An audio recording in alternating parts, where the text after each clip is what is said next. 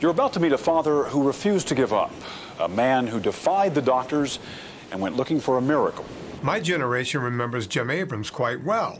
He did some of our favorite movies like Airplane and Hot Shots and all of these funny movies in the 70s and 80s. Well, it wasn't very funny when Jim Abrams had a 16-month-old son who was having seizure after seizure after seizure. And he was going, because he was a big producer and he had the means, he went to the top doctors in the United States. And at the time, Charlie was averaging about a dozen seizures a day.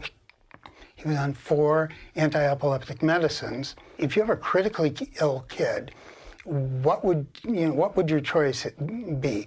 Do you want to drug him? Do you want to cut his brain? Or do you want to change what he eats? And it just seems so obvious to me. This is not to blame doctors. Doctors are spread really thin, and they have to try to do the best they can. But it was Jim who figured out on his own by going to a library in the hospital and just happened to open a book to a page that showed the ketogenic diet as being the best way to deal with seizures in infants. The book claimed that experts here in Baltimore were perfecting something called the ketogenic diet, a diet consisting largely of something most doctors tell us to avoid. I called Dr. Freeman from Johns Hopkins, told him about Charlie, and he said send his medical records. We did, and he said, well, bring Charlie out to Hopkins and we'll try the diet. And we started the diet, and in 2 days, the seizures were gone. 2 days? 2 days. Jim was angry and puzzled that none of the 6 doctors he went to for help ever mentioned the diet. What has stopped Charlie's seizures has been in existence for 70 years. It's been sitting there. It was waiting for him. You had some knowledge that this diet was probably working back at Johns Hopkins, and yet you dissuaded the Abrams from attempting it. How come? Well, because I don't think we had exhausted all of the medical approaches yet. There were actually still other medications that we hadn't tried yet. Dr. Freeman tells us that 50 to 70% of the patients that come through his doors and get put on the diet have success. Can you think of any drugs in these hard cases that have 50 to 70% success rates? Probably not anything that comes up to that level. In another month, Dr. Freeman weaned him off all 4 anti-epileptic medicines, and Charlie went from a prognosis of a lifetime of seizures and what they call progressive retardation to we got our son back, and his smile is back, and he was happy again, and our family could go on with life. This is Charlie Abrams and his mom, Nancy. I've known him since birth. I've watched his delightful personality emerge through a normal first year. I witnessed his debilitating battle with seizures and medicines. I rejoiced with his family when the ketogenic diet stopped his epilepsy. And now I derive strength and joy like so many of his other friends as we watch him begin to develop again. It's too early to tell whether the 9 months of pummeling from seizures and medicines did any permanent damage to Charlie's brain. If he has anything to say in the matter, I know they won't.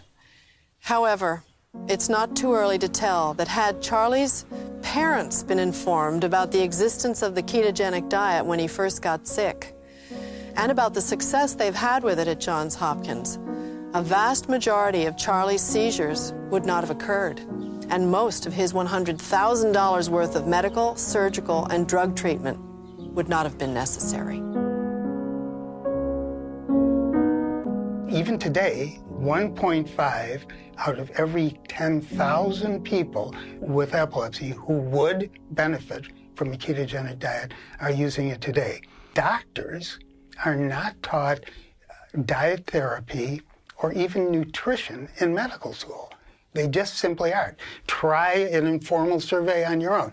Next time you see a doctor, your doctor, anybody, any doctor, say, when you were in medical school, how long were you, how much time did you spend investigating and learning about nutrition and diet therapy? I didn't really have much nutritional training like most doctors. In 4 years of psychiatry training, we didn't talk about food once. Extent of my training, I got nutrition. Let's see, let's talk about year 1, 2, 3, 4, then 4 years of residency, 0. Zero. I got zero in addiction too. Zero in nutrition, zero in addiction. We were so damn busy taking care of illness, and trying to push that back and save life, that trying to prevent illness was not really on our radar. I feel anger. I'm pissed off. And again, I think that part of the reasons that the diet hasn't become more popular has nothing to do with efficacy at all. It has to do with revenue sources that are more lucrative. The ketogenic diet isn't that expensive. The problem is it doesn't generate revenue for the medical world. There are powerful forces at work in our medical system that have nothing to do with good health. I've started to ask the question, what got in the way? What's withholding the message? Well, there is a pharmaceutical and medical device industry that makes billions selling their products to doctors who have no interest in diet therapy. There is a sugar industry that adds sugar to all of our processed foods that has no interest in promoting a sugar-free diet. There is a cardiology community led by the American Heart Association that has been spreading misinformation about a high-fat diet based on flawed science for over 70 years. Those diets have been used in children for many years who have epilepsy, and those children show definite cognitive dysfunction.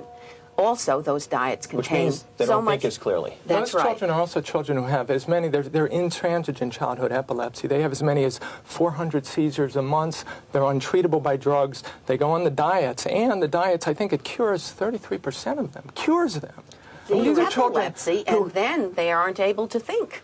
Today, Charlie is a elementary school teacher at a certificate in early childhood education. He boxes, he plays piano, and we are beyond grateful every day for his outcome. I'm not sure what would have become of me if my family hadn't found the ketogenic diet, but I doubt that today I would be an A student in high school with lots of friends. I doubt I would have been playing piano for the last 8 years, and I doubt I could hit an 8-iron 160 yards. And they just couldn't accept that they were dealing with these intractable conditions. And not just pediatric epilepsy, but obesity is an intractable condition. Diabetes, type 2 diabetes is an intractable condition. Type 1 is, and here you have this diet that appears to put these conditions into remission. The establishment here, represented by our friends, is a little too dogmatic and that we may never know the truth unless we acknowledge that there is a counter theory that has never been tested, and that theory, more and more people are beginning to accept parts of the theory as being legitimate, and that it could answer a lot of problems, and it could even make it easier for Americans to lose weight. People are able to reverse diabetes. People are able to lose weight sustainably. Most, if not all, cardiovascular risk factors are improved along the way on a lower carbohydrate diet. That diet ought to be at least considered.